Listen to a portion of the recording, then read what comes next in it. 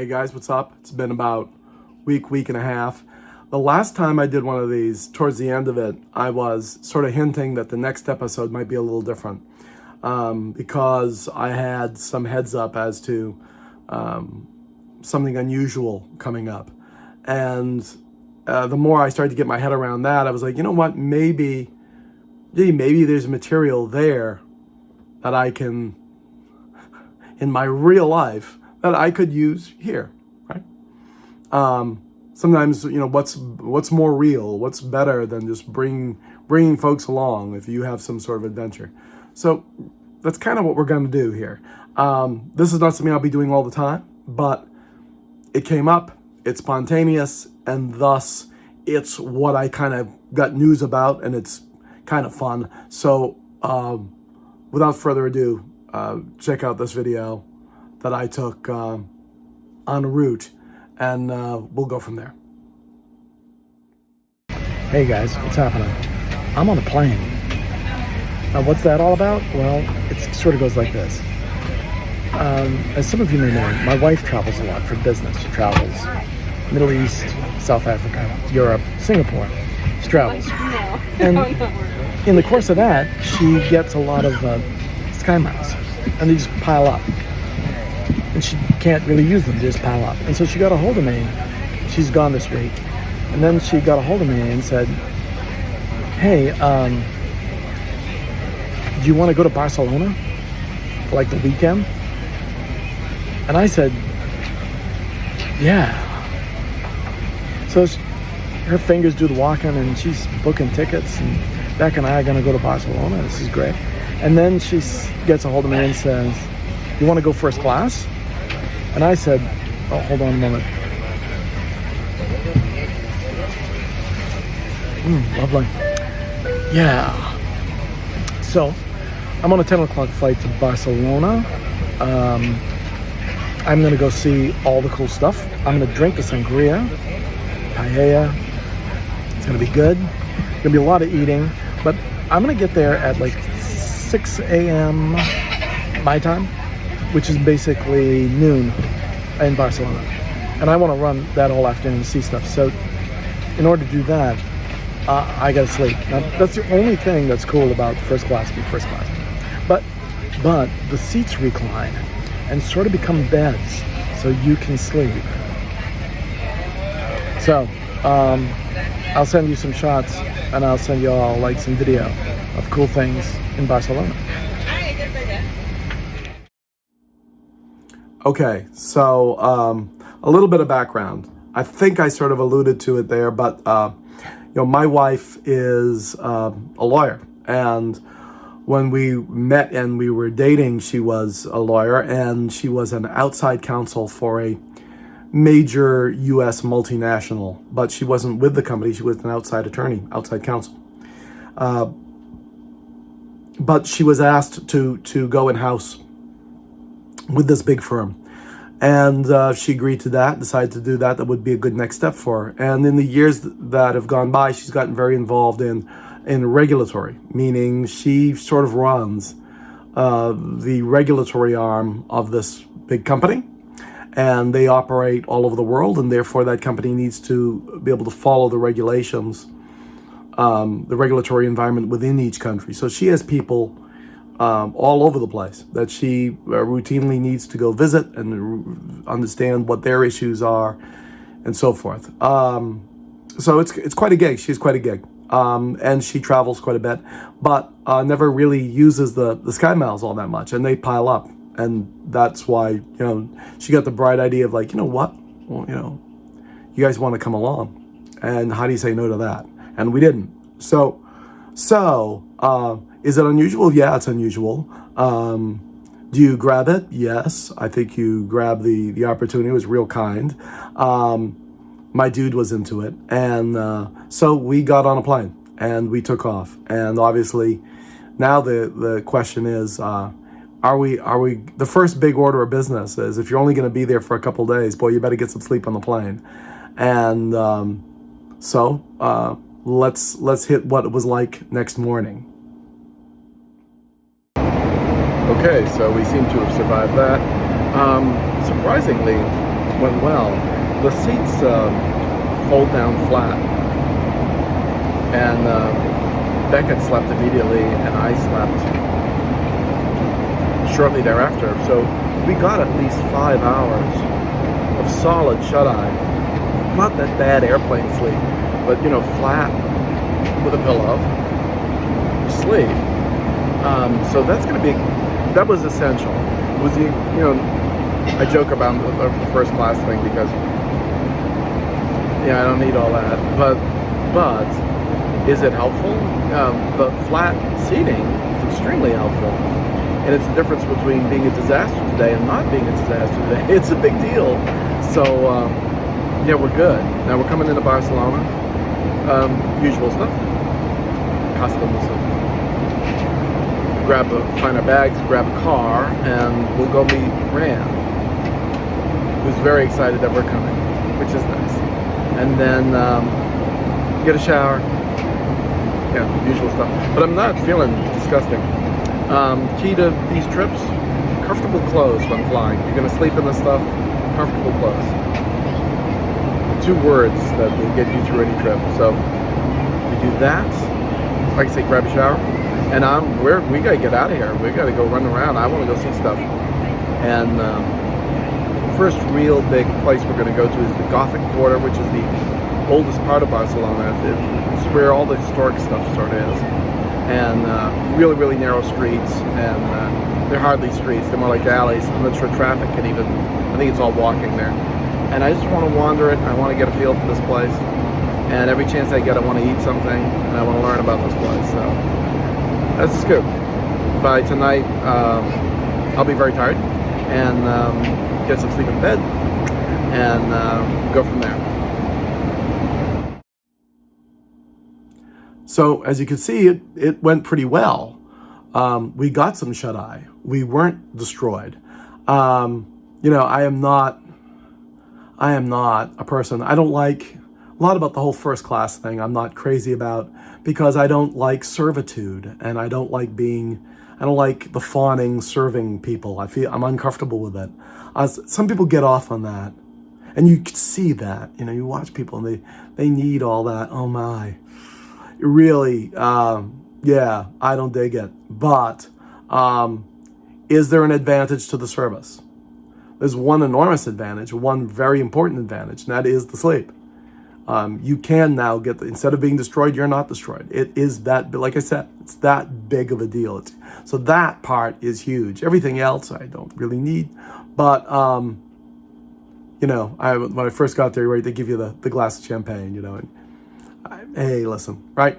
Again, on one level, I think if you don't enjoy it, what the hell's the matter with you? Relax, enjoy it. It's there. This is where you're at, That's fine. Is it something I need to do? Generally, no. But is it a huge help? Yeah. Boy, it sure makes it a lot easier. So we got there. And the idea was to start taking off immediately and figure out, I'd done my research. I realized there were, what could you do in a couple days? And I realized there were a few key spots I wanted to see. I knew that there was, you want to walk. I want to walk it as much as I can. And that means, in this case, I'd heard of Las Ramblas, which is like the big main thoroughfare there. But on one side of Las Ramblas is the Gothic Quarter. And I wanted to go there because it's, the streets are so narrow and all that goes with that. So, I'd found some places there I wanted to see. So let's see some more stuff, and then we can talk about it. Hey folks, how you doing? This is the Plaza del Rey in Barcelona. And if you like your history and big moments, this is a big moment. This is the Plaza of the King. So this is Ferdinand of Barcelona, Catalonia, married Isabella of Madrid. It was a political marriage, right? Fine. And this was like, the back door. Now, again, if you like your history and big moments, it's a big one because, Industrial Revolution, the burning of the Library of Alexandria, big moments. One of them, no matter how you feel about them, and it's perfectly fine if you don't feel so great about him. Columbus. Columbus, when he returned, was greeted there. Isabella and Ferdinand and Isabella were there, and Columbus walked up those steps, bowed to the king and queen, and they then proclaimed him the, I believe, Admiral of all oceans, because when you're a king, you do that. It's a hell of a spot, though, and it's a little off the beaten path, and you kind of got to find it. And the architecture in this part of Barcelona is insane, but here we are, and I'm going to go walk the steps of Columbus. Okay, so that was a pretty cool spot. No matter how you feel about Christopher Columbus, the fact that that spot is there and that most people don't know about it. It's not this big touristy thing that everyone's trying to get to that spot. Most people I don't think even know. I found out through, through a YouTube video, through somebody who had been there, and one of the guides that this guy had mentioned that particular spot. I'm like, really? How do you get there? And it's not easy to get to. But what a spot. And I got a few things wrong because Ferdinand and Isabella. Ferdinand was the king of Aragon, and I don't believe the seat of power for Aragon was Barcelona. It was a big city, obviously, for them, but I don't think it was I believe there is an actual town of Aragon or city of Aragon.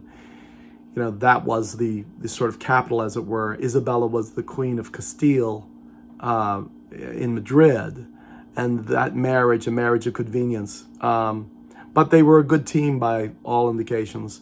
And she remained the Queen of Castile. I believe he, at some point, became that as well, but he remained the King of Aragon. It's interesting. That history is amazing. But anyway, they came together, but they were often in Barcelona. And that's, you know, can you imagine? But talk about, you know, like I was saying, consequential moments in history, right? Not necessarily good consequential moments, just consequential. The fact that that happened, you know, and he comes back and, you know, look what I've brought for you. Anyway, we found the spot. There were Roman ruins in that area as well. We saw that. The big cathedral, there is a big cathedral there, not to be confused with another big cathedral, but there is a big cathedral there. That was definitely worth checking out. So we got to do all that, you know, right off the bat. My son was very into it. And it's, you know, it's the whole European thing, man. And if you dig, and I dig, it's a blast. People could not have been nicer. I probably should say that right up front. People were absolutely great. But anyway, let's keep walking around that part of town. Okay, so the verdict is in. If you don't love this place, you know, you're just not paying attention. I'm going to drink my Calypso kiwi lemonade, because why wouldn't you? And continue strolling. The place is a culture bomb. It's just great. The people are great. The whole scene. Yeah, I could go here now. Look at this. This is the Gothic Quarter. It's the oldest part of Barcelona. It's just this. Fantastic. Fantastic. So yeah, we're getting towards the end of the day there. We're probably starting to not have the same energy level as we might have liked, but that's okay. We survived it. It is an amazing part of town. I love I just love everything about, you know, tiny little streets and tiny little shops, and I'm a sucker for it. It's the whole European bag, and I don't care whether you get that in, you know, Lucerne or, you know, Milan or in Barcelona. I mean, it's that, I love it. I just can't get enough of that sort of stuff. So that was fun. We did some shopping. It was cool. And got a bite to eat, and got my paella, and got my first of many sangrias in, and time to prepare for a second day. And the second day meant you kind of have to go there, the Sagrada Familia. But yeah, first we got up the next day, we went running around, and before anything else happened, while we were trying to see if we could get to the Sagrada Familia, which I tried to get tickets for ahead of time, we got to watch bocce ball. Old folks playing bocce ball. Well, watch. And now, old people playing bocce ball in the park. Remember, no wagering.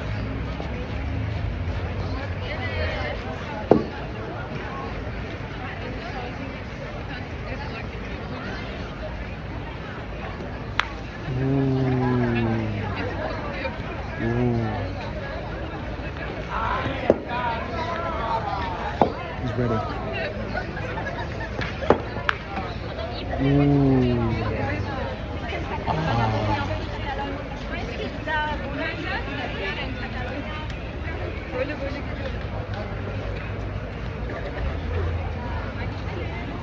And a whiff. A whiff.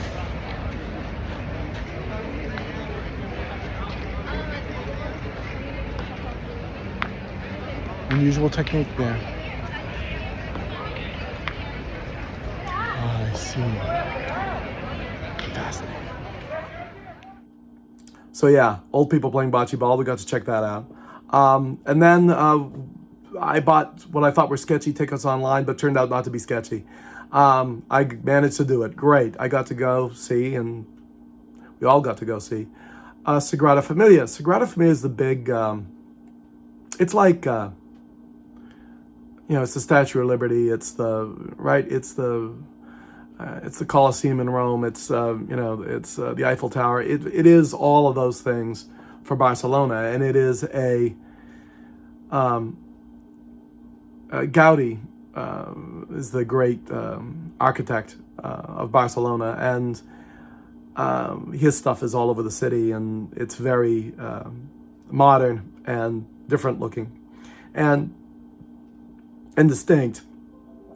But what's cool about this one is that he decided to build a cathedral. He was put in charge of it, and when we think of cathedrals, we almost always think of these things that are many, 1400s, the 1500s, something in that neighborhood. It goes, and it looks like we have an expectation as to what that's going to look like, and they're unbelievable, right? Whether you're in Germany or you're in France or wherever you are, and you see these Gothic cathedrals, it's incredible. But the thing about this one is it's a modern cathedral. They're not finished building it. They're still in the process of building the thing. Will be built probably finished, some say in 2 years, some say 10.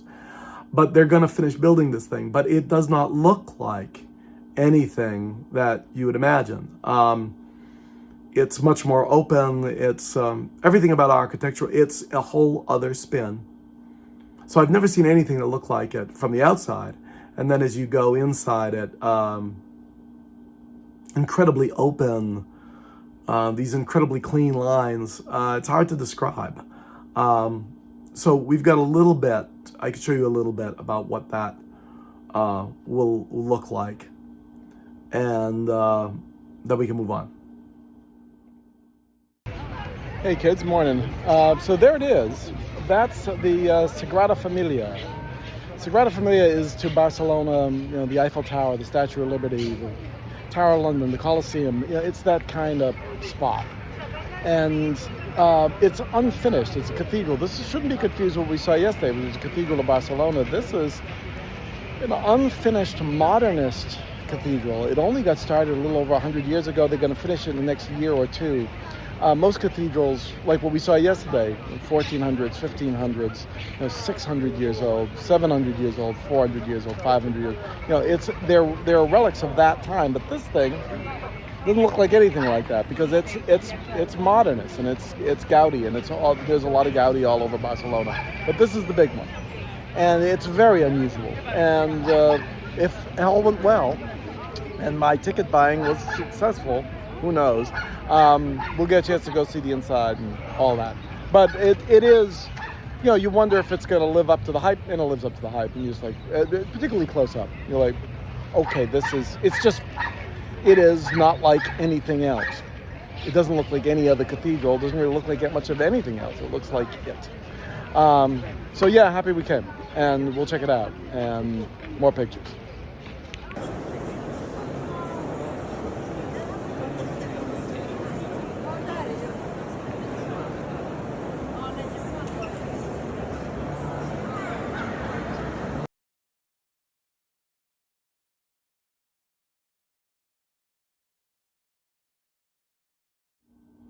So all I could tell you about that really is that if you get the chance to go see it, you should go see it.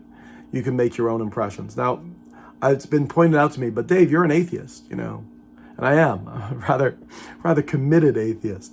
But that doesn't mean that I cannot go to these sites and not appreciate, the power of the human imagination. And just because things were divinely inspired per se, doesn't, that's not there's still unbelievable works of art, right? What are we going to do? We're going to get rid of Bach? I mean, okay, so people do things for all sorts of reasons. Sometimes people do things for dumb reasons. But sometimes the result is so impressive, says so much about either the author or about the society that produced it or whatever, that, you're not, there's great value in that and in understanding it. So, yeah, I go check out these things. I'm not going to necessarily agree with, the symbolism, and this clearly means this. It means this to them, but it doesn't have to mean it to me. But I could still be blown away by the attention to detail, the everything that goes with it. So that was extraordinary. That night I got a really good meal, as I recall. I'm trying to remember. Yes, my wife had. One of her colleagues was around with her family. They wanted to dine. There was this extraordinary restaurant, and I was very pampered. There was an incredible steak, and there was more sangria. So I did that one all really, really well. Then the next day there was another trip to be had.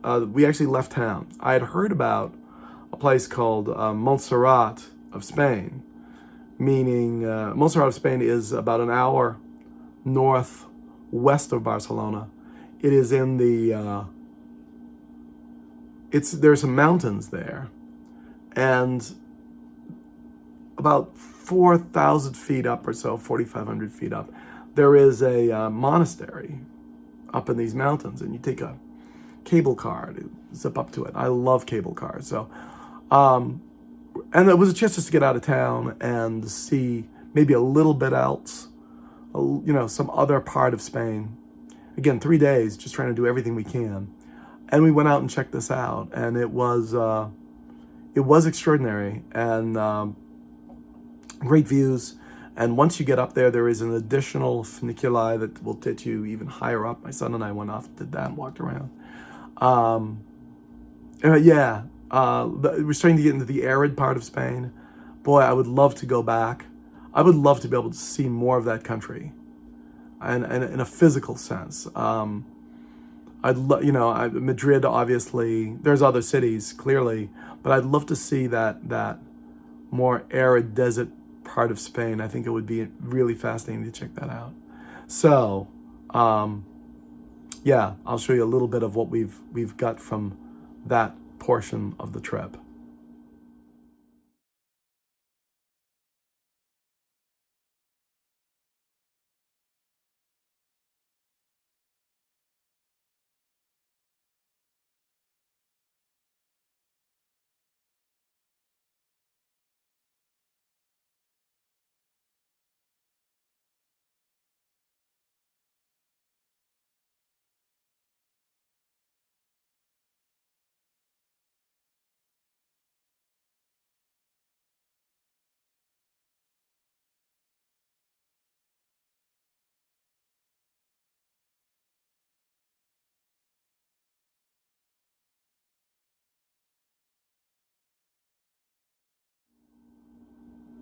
Okay, so once all of that had occurred, it was time to start getting ready to go home. Um, and the next morning, we had a flight, I believe it was early afternoon. So we had to get up a little bit and get going and check out and get to the airport and the whole nine. And we were going to be equally spoiled on the way back. We'd be able to sleep again, which my son and I took advantage of. But I took off that morning to take a little walk and to try to figure out how I felt about this town, because I was very impressed with the decidedly different tone. Barcelona's civilized. At every crosswalk, everyone stops. No one would think of jaywalking. You may think of it as being silly or a silly observation. No, people are invested. People believe that the society works for them. They believe in it. And they demand it of each other. They're doing something right over there. Is it perfect? No, society's perfect. That's not if it's not perfect, what? If it's not perfect, therefore it's a failure? There are a lot of people who seem to think that way, I guess. So I took a walk, and I started to put together in my head, okay, what is it that I've been in the last few days? So check this out. Morning, everybody. How you doing? I'm going home today, but before I do, I thought I'd take a walk. I got a little time this morning before we need to take off and get to the airport and go through that process. And so it's a chance to think a little bit about this place and takeaways. What are your takeaways? And I think there's a couple. I really like it. And I like it pretty much because of what I'm experiencing right now. Barcelona, I don't know the rest of Spain, but I would guess probably the rest of Spain, but Barcelona for sure is a remarkably civil city. They're doing something right here, undoubtedly, because there isn't the obvious signs of crime and things like that. And obviously they have crime like everywhere. Everyone says pickpocketing is terrible here. I really haven't seen things. I've got a good sense of radar about sketchy. I've been around a lot of sketchy.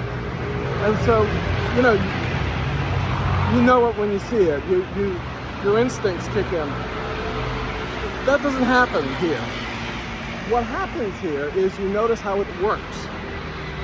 When cities work, and they can, they're amazing. It's the seat of civilization, right? This is, proof of what we can do. It's a tough thing to have a city and make a city and be a city and all that. But these folks have it down. People playing by the rules. People playing by the rules because they see that there's something in it for them to play by the rules. And so there's a lot of observations you can make just about the way all of this works. And it's great. It really it does a lot for you. It does. To me, it's confirmation that human beings sometimes can actually get it right. I mean, for instance, let's think about what I'm doing right now. I'm walking on streets I've never walked on before, in a part of town I don't know. I have no concerns. I got a map program. I can find my way home. But this is a remarkable place. The culture is incredible. But beyond going to those more touristy locations, you sort of get what you expect with that sort of stuff. The rest of this place, the everyday stuff, they're doing great over here. They figured out a lot of stuff. So I go home. I have a lot to do.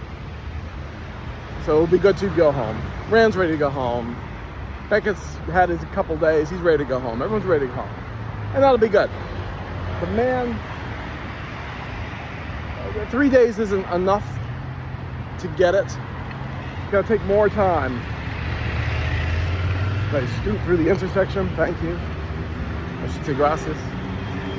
But yeah, this is a remarkable place. Would like to come back. Would like to see some more of Spain. Also, one other thing. It's hot here.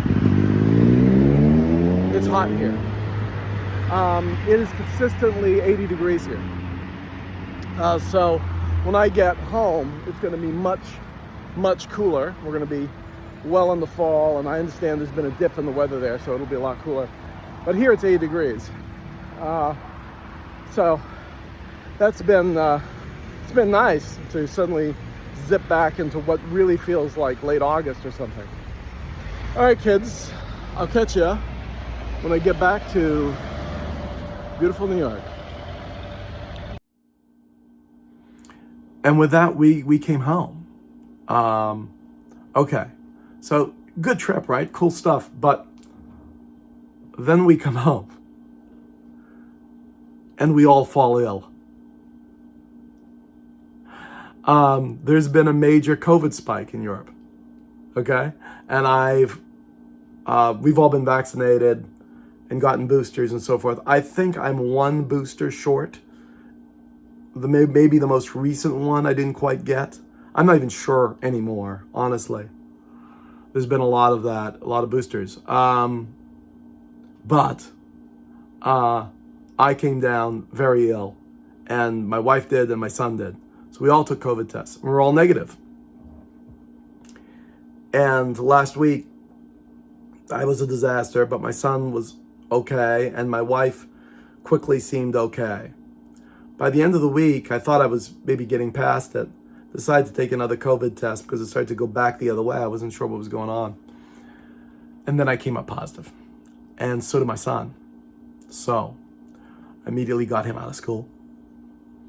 And my wife has not gone positive on it. I got a hold of my doctors. They immediately prescribed the whole regimen. Fine.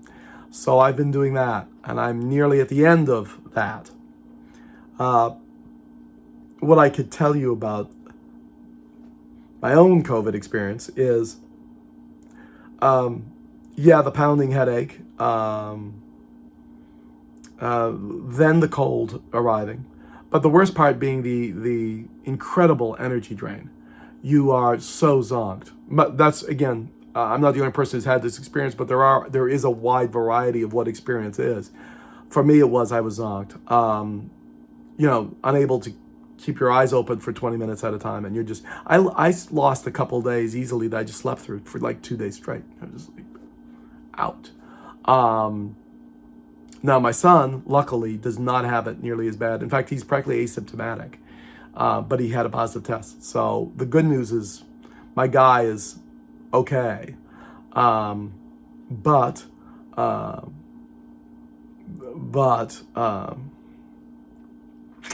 Because he's positive, we're just going to wait it out. As soon as we're hoping that both of us test negative tomorrow, and then we'll be in a mask for another 5 days if we have to be out at all, and then we should be free and clear. So we'll see how that goes. There's a nice twist at the end, But I talked to a few people I know who just been in Europe, and these are people who are, again, all the vaccines and everything, and they both got it. A guy and his wife I know, and another human I know came back, and she got it. So, okay, look, it doesn't mean the vaccines are bad, or the vaccines are ineffectual. I would guess that I've probably dodged a bullet because of the vaccines, probably 100 times, but on the 103rd time it got me. They're not, they're not perfect, right? Shields or something. They definitely improve your odds. I'm sure they have. I've never gotten a thing, but I was in the wrong spot, the wrong time. Who knows where? Could have been on the airplane. Who knows where or how? But the point is, doesn't matter. So now I'm in recovery mode, and I haven't been able to practice, which stinks. But I'll get back on the horse as soon as I'm clear. Hopefully tomorrow. So that was not a pleasant twist at the end of the story, right? But one thing that's funny is that people have been saying, I've lost some weight uh, um, with the COVID thing. Good 5 pounds anyhow. And people are like, man, you look great. You're losing so much weight. Doesn't he look great? He's losing so much weight. He looks great. I'm like, yeah, it's called dying, which I understand thins you out. And it's a great way to lose weight. Imminent death. Nothing really, really like it to get you to shed those unwanted pounds. So I don't encourage COVID as a weight loss method, but it does seem to have had that effect for me. So that's good. I'm the lightest I've been this year. It's good. So that's something. So that's what I got for you guys. An unusual episode, to be sure. I'm not going to do the house cleaning part. I mean, there's a lot of news stories that are just too heavy to get into right now, especially in this sort of form. We'll see where we're at in another week or so, and then maybe in the house cleaning portion, assuming there is one, we can hit that before we hit what other great topic I have to come up with. But I thought I would just share, an unusual thing happens. Well, why don't I bring you crazy kids along, and you could see, I could take you on my adventure, as it were. It turned out my adventure had a weird ending, but it doesn't make me regret having made the trip. I would definitely like to go back, and I would definitely like to see more and learn more and eat more of their food. You want to know about the people, you eat the food. Then you get it. All right, guys, that's what I've got for you on this one. And shortly, hopefully, I'll be back totally in action, feeling more like myself, and there'll be other stuff. But hopefully, this is a unusual sort of diversionary, an exit on the highway of life. Something a little different for you guys to check out. All right, I'll talk to y'all soon.